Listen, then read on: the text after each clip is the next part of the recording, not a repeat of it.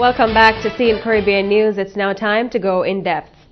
Residents of Trinidad and Tobago went to the polls to select a new government on Monday. The choice was between the People's Partnership Coalition, headed by Mrs. Kamla Prasad Bisesa, and the People's National Movement, fronted by Dr. Keith Rowley. On this In Depth, we take a look at the day's proceedings. We've been joined by political analyst and director of cadres, Peter Wickham. Welcome to In Depth again, Mr. Wickham. Hi, good evening, Jamaica. Good to be with you again.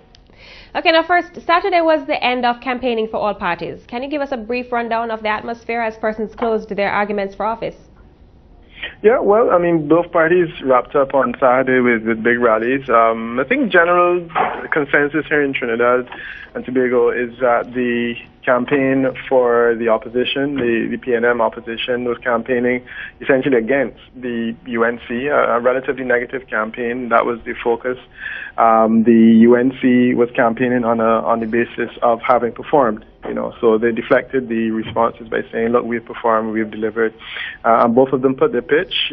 Today we had a relatively smooth election, no major issues occurring. However, the poll was continued until 7 o'clock. And I think that this was pretty unusual and unprecedented in Trinidad, where a poll continued late because we had heavy rain, and the EBC took a decision to extend the poll in Trinidad but not in Tobago. What was the voter turnout like? Good question. So far, reports from the field have suggested that it seemed normal or heavy, but it's difficult to know this until you actually get the numbers in. You're able to run the percentages, but the impression being conveyed is that the voter turnout was certainly not low. It was certainly not on the low side today. Okay, you said it was a fairly smooth election, so we can safely assume that there were no human fault interruptions. But we see where there, right? Yeah, that's right, yeah. None. Mm-hmm. Okay, but we see where there were reports of heavy thunderstorm rains in central Trinidad. Did that affect the polling any at all? Yeah, well, I mean, by virtue of the fact that they actually continued it past 7, the feeling was that there was some flooding. None of these stations were flooded out from reports, but certainly there was flooding in some areas. The situation in Trinidad with traffic often gets quite bad. Once the rain falls, traffic increases and because it's forced to slow down. I think this may have been a huge factor in determining whether or not they continued, because once the congestion set in, they had to give people the opportunity to get home or alternatively get to the places of voting. So that was the decision. But the thunder showers that they had were unexpected, were certainly not anticipated. The initial weather forecast said that the weather was going to be quite good today, and I think that it caught them a bit by surprise. But nonetheless, I think the poll went through without any major hitches, and the reports that have come in from the field regarding complaints that have been made have all been related to candidates attempting to campaign today, either via social media or using the campaign offices inappropriately on election day. Those were the two issues that were raised by the PNM largely during the course of today. Now, regarding the text messages in Coroni Central, several persons reported receiving text messages and emails from unidentified senders encouraging them to vote for the UNC candidate, Dr. Bo Tawari. And to that, the Elections and Boundaries Commission, EBC, says it cannot do anything about that. Has there been any confirmation that it was in fact the UNC and or Dr. Tawari's team sending out those messages? Yeah, Dr. Tawari is denying knowledge of it. He's saying it had nothing to do with him or anybody on his team. And therein lies the problem. It could easily have been a person who was acting without authorization that did that. You can't necessarily hold him responsible for it. The challenge right now is that the EBC regulations for voting do not take into consideration the social media presence. And it's a question that you perhaps would have to ask in Jamaica at some stage, because elections are now very much about text messaging and social media. However, the regulations that deal with elections, especially on election day, and say that there should be no campaigning, do not take into consideration the electronic presence and the fact that this may happen without the candidate's involvement, which in a sense is kind of unfair to penalize the candidate if he didn't have anything to do with it. So I think this is something that we in the region need to think about very seriously going forward. How are we going to deal with the whole question of regulating campaigns on election day when we are now in an electronic environment, basically? So you're saying that those messages are very much legal then? Whether or not Dr. Tawari was involved with those messages, they're pretty much legal. Yeah, but this is pretty much what the EBC has said, that this is an issue that will have to be pursued and that they don't really have the capacity on the face of it the way the regulations are drafted to be able to deal with it any further. Short of Dr. Tawari saying that it was him, I really don't know there's a whole lot more that can be done. You know, my sense is that if the PNM wins the government, then these issues will go away.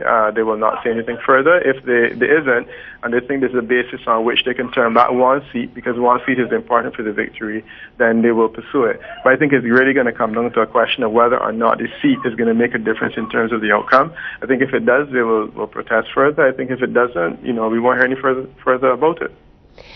Did the Election and Boundaries Commission display complete readiness for Monday's polls? Most definitely. The execution was flawless today.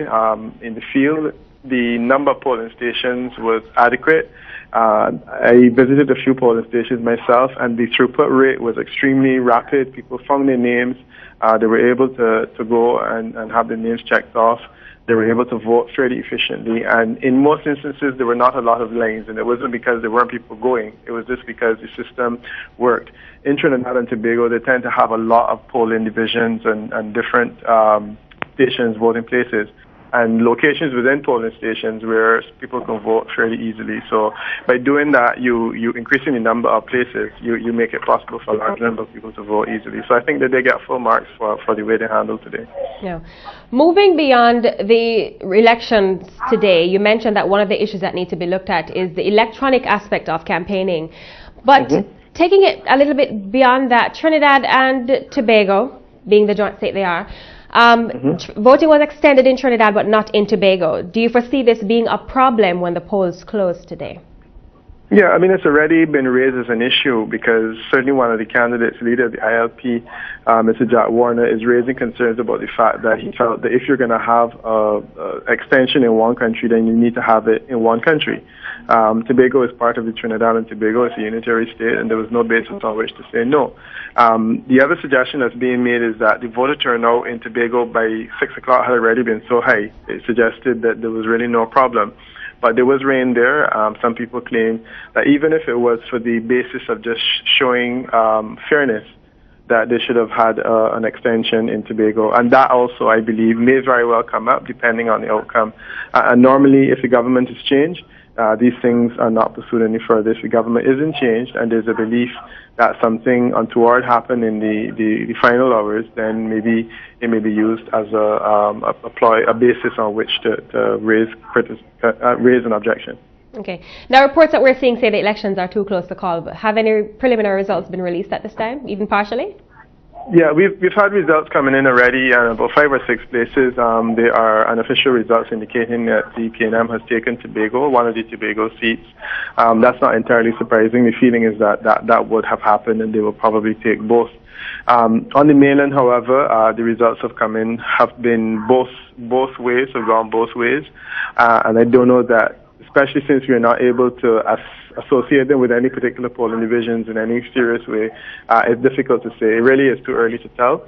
And at this stage, we probably have to wait for another hour at least before we will know which way the trend is going. But we do know the outcome in Tobago has indicated that there's been no surge from the TOP, which is part of the People's Partnership, at least in Tobago. But Tobago often has a way of behaving somewhat more differently from the remainder of the country. Thank you very much for joining us, Mr. Wickham. Okay, my pleasure. Good chatting with you. Have a good evening.